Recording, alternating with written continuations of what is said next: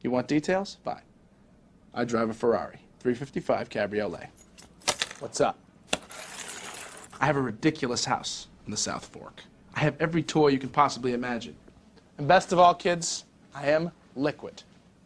So, now you know what's possible. Let me tell you what's required. lifeadvicerr@gmail.com. Kyle was talking a little. How was your weekend, by the way? It was solid. I went out to dinner for the first time in like a year with some guys who used to work at the Ringer. And it was super fucking windy in Marina Del Rey, and we probably shouldn't have done it. And we kind of just soldiered on through the dinner outside at this brewery because you can't go to any reservations because they want to turn over all these tables. So yeah, it was cool to be out with them, but it was like, yeah, we're gonna wait before we try this again. Okay, all right. So you dipped your toe into it. That's cool. I don't know how we got on the topic of Dune earlier, because I feel like that movie is supposed to be coming up. I brought up Sting. That's right. Yeah, because I feel like when we had Hayden on, the Radiohead author, he really shit on the police, and I thought, wow, that was an easy thing to do. Like if you wanted to be a movie or a music critic, I guess essentially, I don't know. This is the alarming revelation that I had about my life the other day. I was like, I'm just a critic actually as well. I was like, oh yeah, those guys kind of suck. Like I spend my entire life talking about people that are better at something than I am. So I was bummed out when Hayden just ripped the police, but it was a super easy thing to do. Like, oh, 3 white guys go down to Kingston, hang out for a bit, learn some chords, come back post Clash, and then Soul Cages. And you're just like, oh, all right. Like, is he wrong that he said that, or should he shut up? You know, and I liked Hayden, but I felt like that was nasty. So then Sting came up again because I watched a video of Sting and I was like, you know what? Everybody can back off. Like, again, I'm not coming home to crank up I'm an Englishman in New York, but I appreciate it when it was out in the 90s. And then we started talking about Dune. So the new Dune, how long is the new Dune supposed to have been out? Because I feel like this has been a long time. It's not out. Oh, when was it supposed to be released? I'm not sure. I think COVID kind of pushed everything back. Let's get IT on this. Dune release date. March 21st, 2014. Oh, no. Wait, what? That can't be it. October 1st, 2021. Your boy Chalamet. My boy who? Timothy Chalamet? I don't know. I figured you would have liked him. Figured you would have liked that Netflix movie, The King or whatever. Yeah, I don't know. All right. So this one says it's coming out in October. When was it filmed, though? Oh, I don't know. They shot it in Budapest. I feel like this is supposed to have been coming out forever. Did you watch the first one, is my question. I tried because I was excited. I'm like a big space guy. I like space stuff, and I don't think there's enough space stuff out there, to be honest. And so I was like, I just asked my dad, and I was like, should I watch the regular Dune? What do you think about it? And all he said was Sting was in it. Like he thought I would appreciate that part. And then I tried watching it and I fell asleep twice. So, I mean, I got to get it done because I am just for the space, you know, but, I don't know. It hasn't worked so far. I got to stop watching it at night. I don't know where to start. I love that he thought you were going to be excited that Sting was in it. And you're like, surprised. No. He knows me pretty well. Yeah. I don't know what that was about. Have you ever listened to the Police? Yeah. There's that one song that I like. Which one is that? I hope this is the Police. That would be embarrassing. Every Step You Take. Is that even the title? Yeah. Yeah. Okay. Nailed it. Although there's been a slight correction on that where people think, was this about a stalker? So that was actually my first thought, to be honest, when I heard it way back when. You know what? I was trying to figure out the production timeline of the new Dune, and I don't feel like doing this here. So hit us up. I don't care. Don't hit us up. But the first one's a tough watch. It's weird. It's really weird. I remember a summer house, Martha's Vineyard, 96, I think. And one of the roommates was this older guy named Des from Seattle. And he sized me up and I sized him up, and we didn't like each other immediately. And then we ended up becoming, I think, the closest out of the group. He was just really cool guy, great way about him. And he was like, yeah, when I first met you, I was like, ugh, I got to share a room with this guy. This sucks. And I'm like, why is this guy like in Seattle and older, and why is he living with us? And it was just one of those deals, one of those great little moments in life, man, where you just assume, and then you're pleasantly surprised. So he's a great guy. I really got along with him, but I'll never forget. He came home one day, he like a day off, and weather's nice, and I was like, let's go outside, let's go do something. He goes, you know what? He goes, I know this is going to sound like a big zag, but all we do is go to the beach on the day off. He goes, on my day off, I just want to sit at home one day and watch a movie. And he rented Dune on VHS. And I was like, yeah, I'll give this a shot. And same deal. I'm like, what is going on? I had never read the books.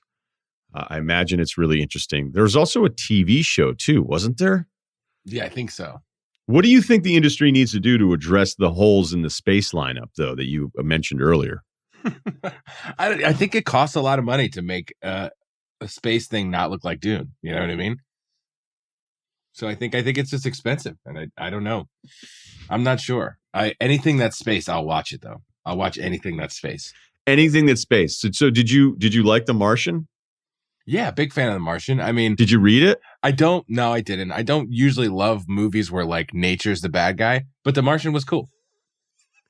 Like, didn't love like 2012 and like there's a big tidal wave. What are we gonna do? I didn't like 2012 either. I didn't. It didn't do it for me. I'm a huge end of the world guy, so I'll see your space and I'll raise you the apocalypse. And then coming back from space, see, that's something I could get behind. It's like, all right, let's check it out. We still have all the space stuff. We're coming back on the spaceship. Earth has been already apocalypsed, and we're just checking it out. And now it's crazy down here. Did you watch After Earth then? Yeah. Did you go to the theater? I'm a big Will Smith guy. Oh, that's a dope. Space and Will Smith. You probably own it. You're probably like, if you really watch it, if you give it a chance. I won't confirm that. Did you see it at the theater? No, I didn't. Okay. What's your favorite space movie?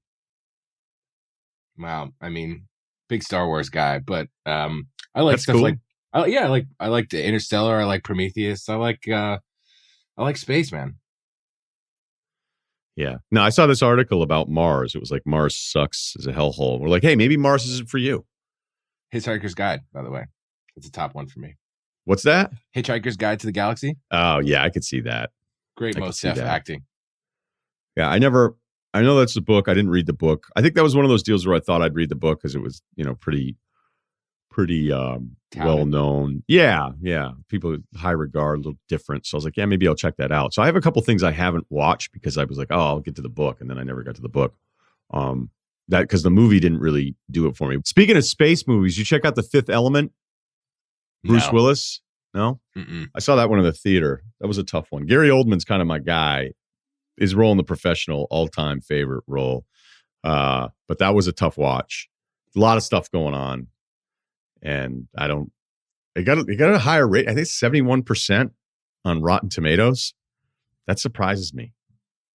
Don't love the cover of the movie. Doesn't look super exciting. Gets worse. Gets worse on the inside. Okay. So yeah, there you go. That's Kyle on space and the need for more space movies. And if you go space and everything, by the way, that Mars article, I just double checked it. It came from, you guessed it, the Atlantic. The Atlantic was shitting on Mars. You're like, okay. All right. Let's do some life advice here. We got some heavy ones here. This one's great. Kyle's going to love this one. Okay. We're going to do two because this one's so good. All right. I'm not going to do stats because it's starting to get old. All right. Sorry, buddy. Whoa, Zag. Yeah. 24-year-old graduate school. And like Macaulay Culkin said once, I'm a peerless individual. About 5 years ago, while in undergrad, I was nearly killed in a car accident by a drunk driver and get a low six-figure settlement from insurance due to my injuries. I didn't touch the money for years for fear of how I may waste it. And that strategy paid off when I started investing it all in January 2020. Although that's a weird time to be doing well. Obviously, I was hit hard by the COVID market collapse. Oh, okay, there we go.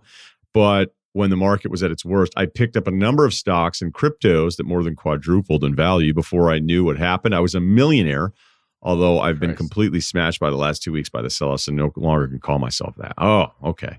So he's just under that seven-figure guy. I would ask you to check on the capital gains taxes because that's probably going to tell you that you're not a millionaire liquid pretty quickly, especially if short-term capital gains. All right. Similar to when I first got the settlement, I didn't know what to do with it first, so I just kept some in the market and pulled some out and left it in cash. But now I've got 3 months left in grad school, and because my classes are virtual and I've already accepted a job offer that starts in mid-June, I'm trying to take the profits and have a little fun while I have a unique window of freedom in my life. By the way, I should be able to make low six figures annually in a few years of this job if I progress through the promotions like I think I'll be able to do if I work hard, which I plan to do.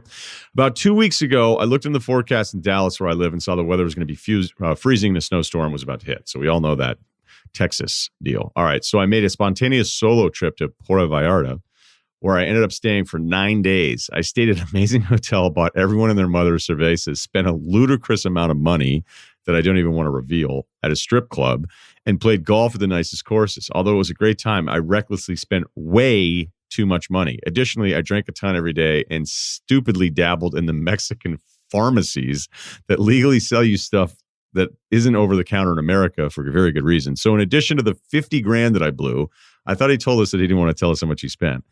All right. So in addition to the 50 grand that I blew, I had more than one health scare. Jesus Christ, Hunter S. Thompson, what is going on with you?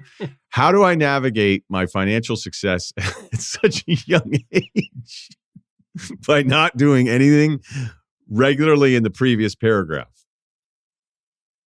I've never been very good with money. No way. And I don't want to look back in 5 years and see that I'd pissed it all away. Also, I've always been a good-looking guy, but used to be extremely shy and awkward in high school and much of college, and girls viewed me as the nice guy who they never considered. As I matured, that social anxiety has started to fade, and I finally got in a very good shape. So basically, it's not like I had a good run with women when I was younger, and regardless of how my financial situation has worked out, I would have wanted a phase in my 20s where I was able to have some more fun socially. Now that I have the ability, both financially and socially, to do that, I feel like it only complicates my ability to handle my money smartly and manage it for the future. If I'm starting to date a girl I really like, I probably won't hesitate to fly her around the world or book the penthouse suite at the Hilton. Why? Okay. Why? You don't have to. Yeah, you could not do that. You just stay in a nice room. It still costs money to stay in a hotel anywhere now. So you'd be surprised. That stuff is basically, that exists for your mindset. No, hey, I'm going to stay at this villa. How much is it? It's $5,000 a night. It's unbelievable. Couldn't just stay at one for 800 and have the exact same amount of fun, But that's why those things exist at the high end of the luxury market, so that people that have the cash will go, oh, no, I want the best. I want the best. I want the best. All right, look, I'm not going to, you may think I'm going to crush this guy, but I'm not. But let's finish this. Lastly, this will probably make the listeners hate me even more. My father is extremely, all caps, financially successful in the banking world. And even before I was in the accident and received the settlement, told me I'd had more money coming to me than I'd know what to do with. All right. So that's all right. So there's your problem. I want to have a family one day, and I'm terrified I won't be able to provide for them like I should because I was so reckless in my 20s.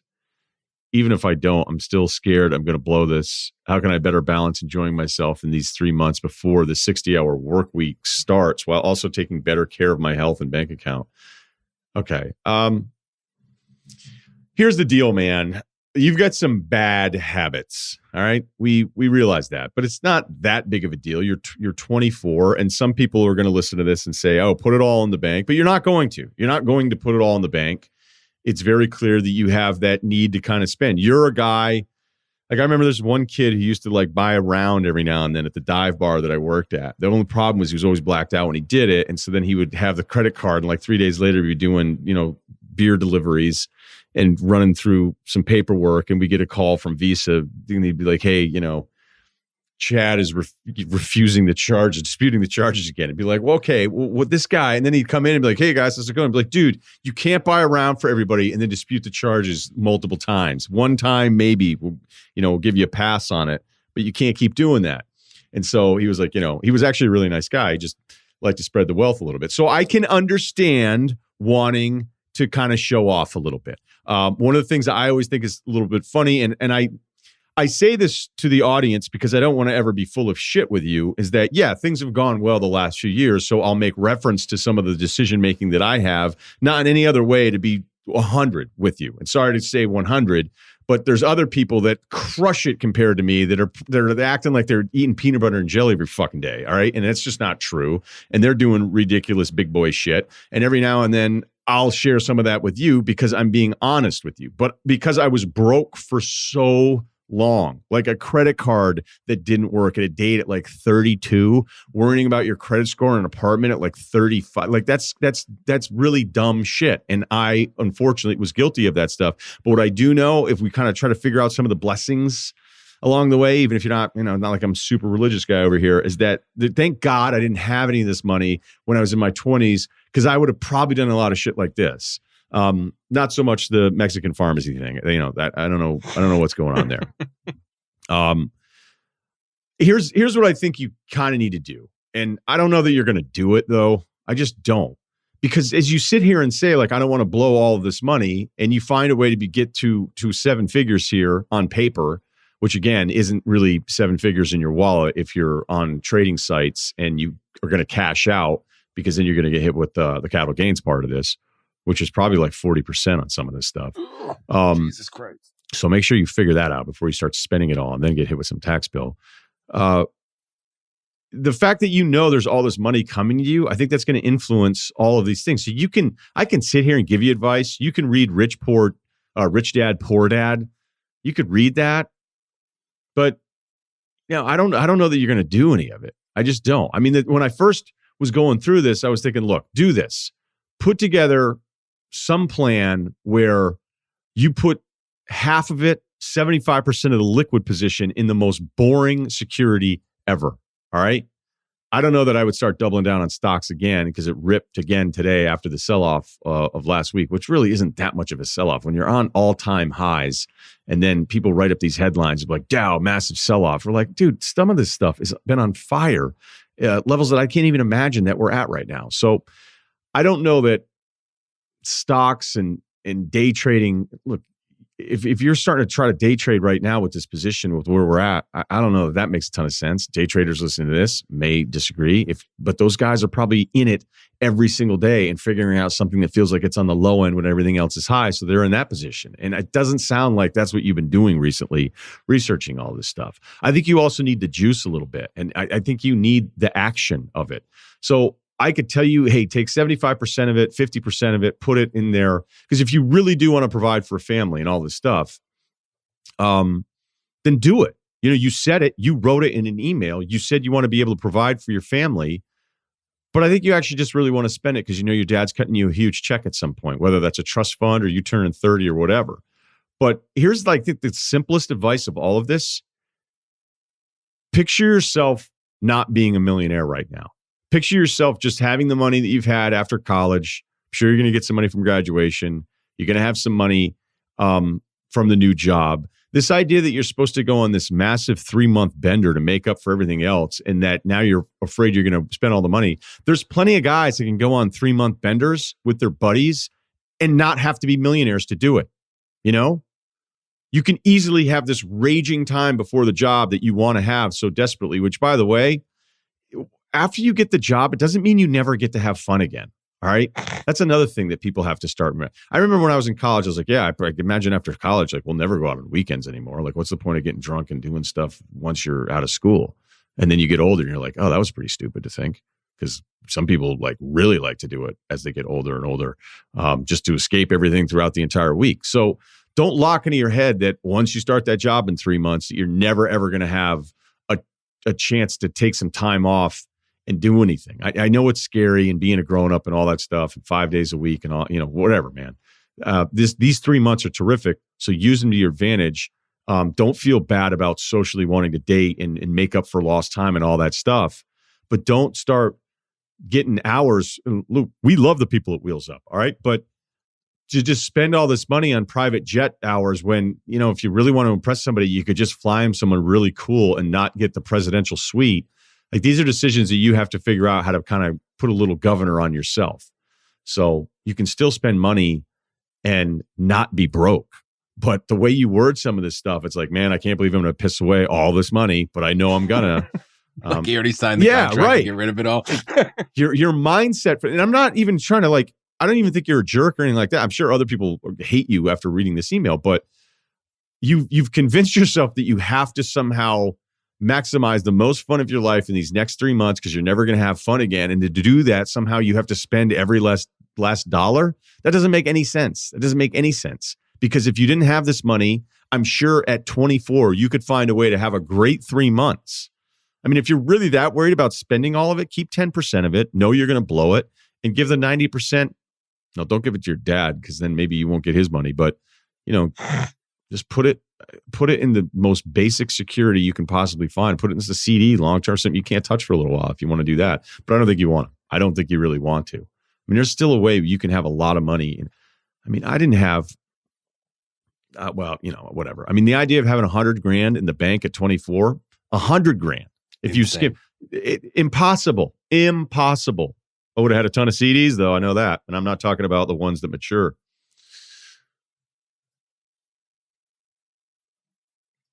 One more. Hey, you probably get this all the time, but your show is my favorite podcast by far. We do get it a lot. Thank you. Anyway, 30 years old, 5'1", 205, not extremely strong. Everybody's squat 365, deadlift 375. Hey, don't start beating yourself up. He started out weighing 155. Dude, you put on 50 pounds. Good for you. I know you get a ton of emails about relationships, but I figured what the heck. So my girl and I have been together for about a year and a half now. We met in the gym. She's just my type, strong, athletic, and cute. Everything physically I would look for. Everything was going great until about 5 months ago into our relationship. A female neighbor moved in next door. Dun, dun, dun. Her and I got to talking one night. One thing led to another, and I cheated. We didn't go all the way, but it went further than it should have. The best is that he tells me how far it went, but then says, I'm not sure if you want to say this on the radio. I don't, but thank you for any clarification. This guy, our man, they weren't cuddling, I'll tell you that. I felt bad, and the next morning I told my girlfriend, holy shit, so you cheated on your girlfriend with the neighbor at the door next, like the apartment next door to you? And then woke up in bed with your girlfriend the next day. I was like, hey, I cheated on you. Jesus. I don't know if I feel bad for you or envy you.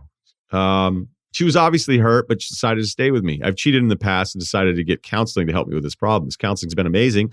Helped me with a ton of problems that I didn't know I had. I had a friend who cheated on his girlfriend all the time, and he went to counseling, and he told me that the therapy told him that he has acceptance issues where he feels like his self-worth is defined by other women accepting him. And that's why he cheats all the time. And it's an insecurity that he never knew. And he was able to resolve this by learning. And then he kept cheating on her. I was like, what happened to that huge moment in your life where you realized that your cheating was just, and he was like, well, did you see how hot that cocktail waitress was? I was like, yeah, maybe it wasn't. Maybe it's not more complicated than it is, but thank you, therapist. Okay. So our man's doing all right now on the therapy part of it, but back to the story. So a couple days after I told my girlfriend I cheated on her, she confessed to me that she kissed her ex-boyfriend a couple nights before I had cheated. You guys are just made for each other. She admitted she wasn't going to tell me, but felt guilty because of how bad I was beating myself up over the whole thing. So wait, she was not going to tell you, but she saw how bad you felt about cheating on her. And so then she was like, hey, don't feel so bad. I actually made out with my ex this week also. I was pissed, not because of her cheating, but she played it off like it wasn't a big deal. And I couldn't get upset because of what I did. Yeah, actually. Sucks, man, but you can't be mad at her then after she was like, oh, but honestly, sometimes if you do cheat and you tell the girl and she's like, oh, it's not that big of a deal. That's probably actually not great. It just didn't sit right with me. After some long talks, we've decided to move forward. Now to my question. It's been a year since we had cheated on each other. She's still extremely insecure. It's not just little things like wanting to see my phone if a text pops up or something like that. It's the big things. Like if she decides to go home for the night while I watch some games, she gets extremely nervous and has to FaceTime me to check in. And for some reason, I missed a call. Has happened twice in the last year. So she FaceTimes our guy and he misses it. She drives back over to my place. It's a 20-minute drive. She also watches my Instagram followers, Facebook friends, and asks to see my phone regularly. I haven't been doing anything shady since that night, but it's getting tiring. I'm not sure if she'll ever get over this, and she has admitted to this herself. Our relationship isn't perfect in other aspects, but it's not bad either. What are your thoughts? I don't think you guys have a chance in hell. Word. It's over, dude. Right? Think about 20 more years of this. Could you even fathom it? No. I've had the phone thing happen to me a couple times, but I mean, the thing, one time it happened and I wasn't even dating the person. And I was just like, all right, yeah, like I've talked to other people, but like, what right do you have Like, and then I just felt like it was such an invasion because I was like, how did you know how to get in? And they're like, oh, well, I've been watching you, type in your code to your phone. And I was able to figure it out. I was like, you suck. Yeah, I'm sick to my stomach now. No, yeah. Thanks. So I was just like, really? So you like kept waiting to get the right angle to watch. So you purposely set out to like, I'm going to keep watching him open his phone. Because I would just leave my phone on the table if I went, because I didn't really have anything to hide, but I also didn't feel like I needed an invasion of my phone. I mean, there's stuff I would talk about that's business related that I'd be more protective of than any correspondence with anyone else. But if I'm not dating you and you think you have that right to go through it, but you're living with her, man, and you cheated on her with the girl next to you, and you're pissed because we're selfish, because you think like, hey, my thing didn't mean anything, but your girlfriend has to see at the time, I guess. Think about that. Your girlfriend had to see the girl who lived next door. Or wait. Well, yeah, imagine even if you didn't live together. I don't know. Maybe they didn't live together. And none of this matters. Yeah. Obviously, when she was over your apartment, even if she wasn't living with you, I'm sure she stayed over and then had to still see the neighbor at some point. There had to be some sort of interaction. That had to be terrible for her. But I think the thing that always happens with men and women on this is that men will do stuff cheating-wise that's like completely nonsense. There'll be nothing emotional about it. And men can feel like, well, look, I don't even like that person or whatever. And, was on a business trip and had a few too many drambuis. And, next thing you know, where I feel like women, when they cheat on us, it'll feel like it'll be one of your friends or it'll be her ex. And it'll feel like it's far more emotional. And we get madder about it as if what we did wasn't bad because we didn't care, where we feel like, and look, this is not down the line, every woman that's ever cheated on a man, it's always with somebody they're emotionally attached to. I'm not making that assumption, but that's always what it's felt like whenever I've thought about it with my friends, and stuff that's happened over the years. Long time over here living, but I don't know why. It sucks. I mean, you did this to her. You made her this insecure. Maybe she was like this before you, but you didn't do anything to prevent this, and you screwed up. But to live like this for the rest of the time, like you're going to miss her and all that stuff, but are you going to miss her and I'm not even like, you're to blame in all of this, but I don't know why you'd want to do this either. I don't know why you'd want to do this. I mean, if she's driving over when you don't answer FaceTime every single time. I miss calls all the time. That's insane. I miss calls all the time. Yeah, that's a brutal one. But the FaceTime thing's funny because it started happening a little bit more. And I was like, why is this person FaceTiming me? And then of course you FaceTime me and I'm in a hotel watching the Clippers and you're like, oh, I'm like, what's going on? I'd be like, it's watching the Clippers game. I'm like, oh, okay. Then I was like, bye. Oh, I know what's going on here. Usually I like to think I'm on top of things, but with that one and the FaceTime technology, it took me a little while to be like, oh, I'm getting because there are people that FaceTime you and there are people that don't. And when somebody who doesn't FaceTime you ever is FaceTiming you when you're away, it's not about the FaceTime. They want to see if you're going to pick it up. So there you go. All right. Life advice, rr@gmail.com. Massive pod today. Thank you as always. Please subscribe and review and spread the word. I'll talk to you Wednesday.